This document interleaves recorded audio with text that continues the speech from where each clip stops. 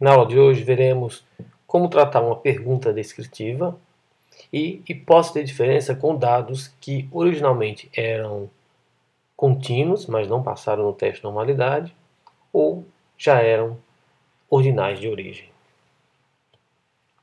Para iniciar, teremos o caso da pergunta de pesquisa descritiva.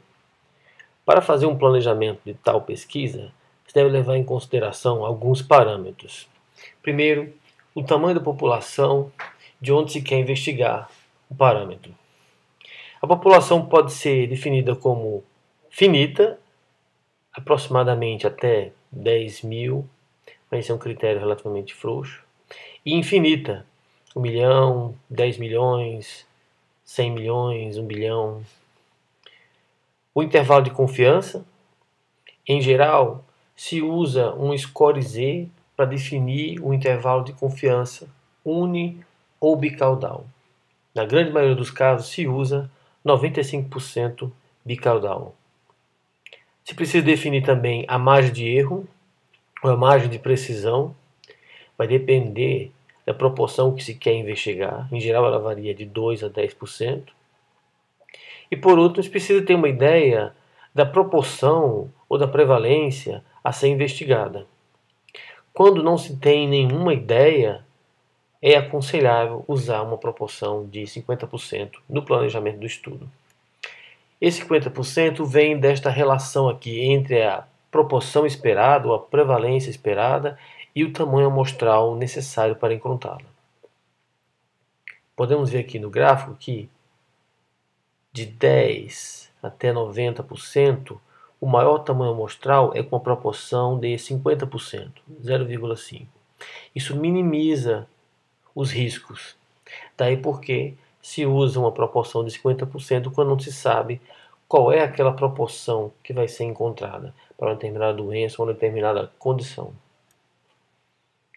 Todos os dados que são originalmente normais e não passam no teste de normalidade, ou aqueles que são ordinais, eles podem ser transformados em proporção, e a proporção pode ser lidada ou tratada com a distribuição estatística chamada binomial. Ela é semelhante à distribuição normal, e com ela nós podemos usar a score Z. É o caso que será aplicado aqui. Para encontrar uma determinada proporção, nós haremos score Z.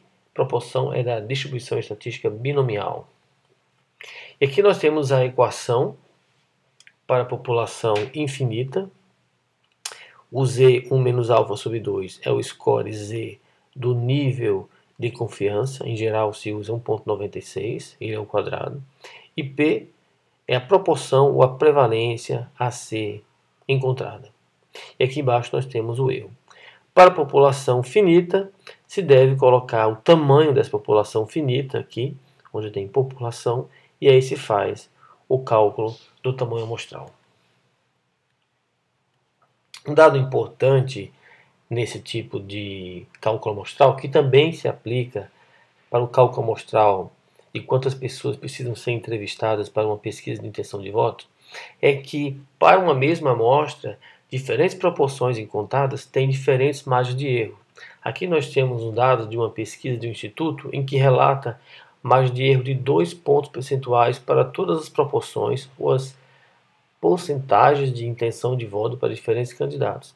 Mas na verdade, quando o tamanho amostral é o mesmo, no caso aqui é o mesmo, e diferentes proporções são encontradas naquele tamanho amostral, cada proporção tem uma margem de erro diferente. Não pode ser a mesma margem de erro para todas as proporções. Outro dado importante também a ser relatado é quando se encontra a proporção, relatar o intervalo de confiança dessa proporção. Não só um dado pontual, 10%, mas também uma faixa de valores onde se espera com determinado nível de confiança que se possa encontrar aquela prevalência ou aquela proporção na população. Na segunda parte, vamos ver de novo o teste da hipótese de diferença entre dois grupos, mas agora os dados não são normais. Eles são originalmente ordinais ou eram dados contínuos que não passaram no teste de normalidade. Aqui nós temos uma lista de várias magnitudes de efeitos usadas para teste da hipótese de diferença. Hoje nós vamos tratar os casos de dados ordinais, os numéricos que não passaram no teste de normalidade, ou os ordinais puros, e vamos usar D de Cohen, G de Redi ou delta de Glass, usando medianas no lugar de médias e diferença interquartil no lugar de desvio padrão.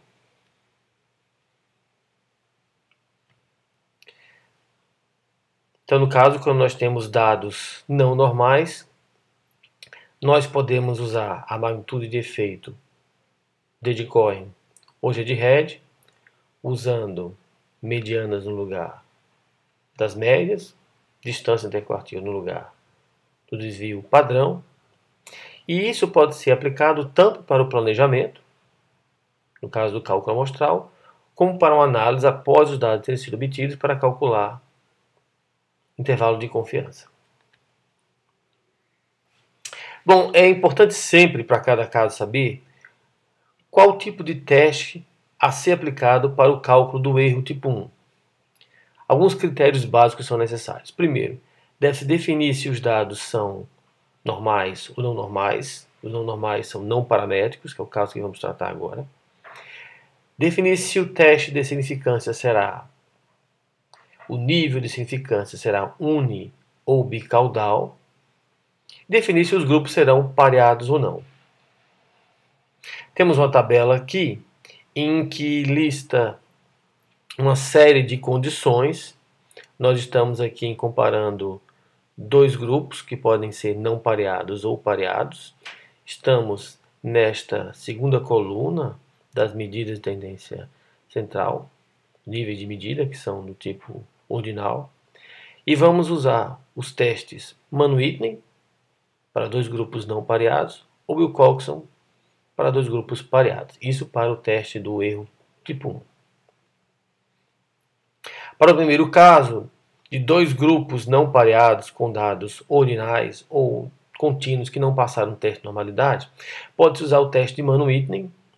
Os dados têm que ser independentes, não importa se as variâncias são similares ou não, mas todos eles precisam ser ranqueados, colocados numa ordem crescente ou decrescente. Na grande maioria dos casos se faz com uma ordem crescente. E aqui, para cada um dos grupos, se calcula uma estatística U. Nós temos aqui a estatística U para o grupo 1, nós temos o tamanho amostral do grupo 1, o tamanho amostral do grupo 2, mais uma vez N1, N1, e aqui a somatória das ordens, dos ranks, para aquele grupo. E a mesma coisa aqui para o do grupo 2. Após obter esses dois valores, se usa o menor valor. Aqui o slide mostra um exemplo de organização de dados para um teste de dois grupos com dados que não passaram o teste de normalidade. Então nós temos em negrito os dados do grupo 1, aqui os dados do grupo 2. Todos os dados aqui estão nessa coluna mais alta agrupados. Aqui nós temos a ordem, o ranqueamento feito com a função ordem média do Excel. Após essa ordem ser obtida, eles voltam para cá. Nós temos agora cada um desses dados com a sua ordem obtida aqui, a sequência, e aqui mais uma vez. E a partir daqui que será desses dados ordenados que serão calculadas as estatísticas U. Existe um teste de significância que pode ser usado para o Mann-Whitney usando um score Z.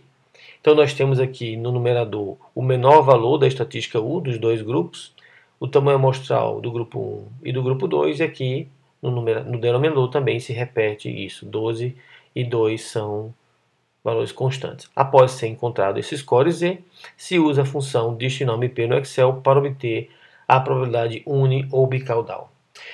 Então, tendo-se o valor do Z da significância e o Z do nível de significância, subtraindo um do outro, se obtém o Z do erro tipo 2. 100% menos o erro tipo 2 dá o poder estatístico. Então aqui nós temos uma figura que já foi mostrada em aulas anteriores. Nós temos dois grupos, cada um representado por uma curva normal. Azul, o grupo controle ou a hipótese nula, o laranja, o grupo experimental ou a hipótese alternativa. E nós temos aqui os scores Z para a significância, em azul, para o nível. Então, quanto maior o Z da significância for em relação ao do nível de significância, menor será o erro tipo 1 e maior será o poder. Uma vez calculados o erro tipo 1, o erro tipo 2 e o poder, se pode calcular a magnitude de efeito G de Red substituindo. Originalmente eram médias aqui, agora são medianas, e aqui embaixo era o desvio padrão ponderado, aqui é 75% da diferença interquartil ponderada. Então, DI, é a diferença interquartil, nós temos o grupo 1, nós temos o grupo 2 e o tamanho amostral de cada um dos grupos. O último caso é para o caso de dois grupos pareados. Você vai usar o teste Wilcoxon para o erro tipo 1. Mais uma vez, cada um dos grupos vai ser ranqueado numa ordem crescente e será calculado uma estatística W para os ranks positivos e para os ranks negativos. A menor será utilizada no teste. Aqui nós vemos como os dados são organizados. Nós temos o total de pares, 16 pares. No caso aqui, antes e depois, pacientes analisados antes e depois. Então nós temos os dados, ou os scores de antes e o depois. É feito o cálculo da diferença, pode ser o antes menos o depois menos o antes. Depois se lista apenas as diferenças absolutas, tirando os zeros. Faz-se o ranqueamento. E se seleciona apenas os ranks positivos, se obtém a somatória, 85, os ranks negativos, a somatória deu 18. Então a menor somatória foi 18, W menos. Para o cálculo do erro tipo 1, se usa o cálculo de um score Z. Nós temos aqui o W menor, seria aquele 18. O número de pares. E aqui também é necessário, esse T significa o número de empates que foram encontrados nos scores. No caso do exemplo anterior, se teve no ranqueamento 2 valores 3 e 2 valores 8. São 2 empates. Então seriam T igual a 2 aqui. Uma vez encontrada a significância, para o caso de nível de significância, 5% bicaudal teria 1,96 aqui. Subtraindo um do outro, nós teremos o score Z do erro beta. E aqui, como seria feito o cálculo do G de Red para dois grupos com dados ordinais pareados. A diferença aqui é que nós vamos colocar medianas mais uma vez, diferença interquartil do grupo 1 e do grupo 2, e aqui tem o R, que é o coeficiente de correlação entre os dois grupos. Bom, aqui seguem alguns exercícios para serem feitos com os arquivos compartilhados do Excel, com todas aquelas funções e os testes.